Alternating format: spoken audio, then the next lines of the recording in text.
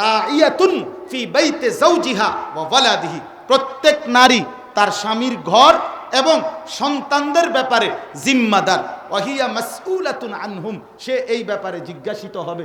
অতএব একজন নারী যখন স্ত্রী হয়, তার যে সন্তানগুলো হয়, এই সন্তানদেরকে ঈমান শিখানো, আখলাক শিখানো, কোরআন শিখানো, আল্লাহ চিনানো, আখিরাত চিনানো, খোদার কসম নবী বলছে এটা নারীর জিম্মাদারি।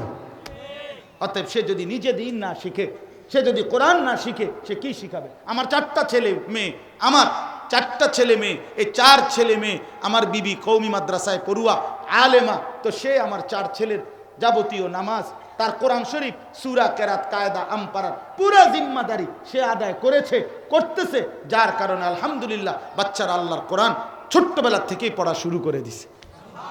আলহামদুলিল্লাহ, আলহামদুলিল্লাহ। এই জন্য আমি বুঝাইতে চাই, আপনারা আপনাদের মেয়েদেরকে, আপনারা আপনাদের বোনদেরকে আল্লাহর কোরআন শিখাবেন, দিন শিখাবেন।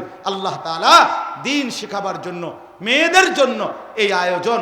আমার প্রিয় ভাই মুফতি দেলাওয়ার হুসাইন মাইজিদ এই মাদ্রাসা জামিয়া তাহজিবুল উম্মাহ আল্লাহ কবুল করেন, আল্লাহ কবুল করেন, ভরপুর বরকত দান করেন।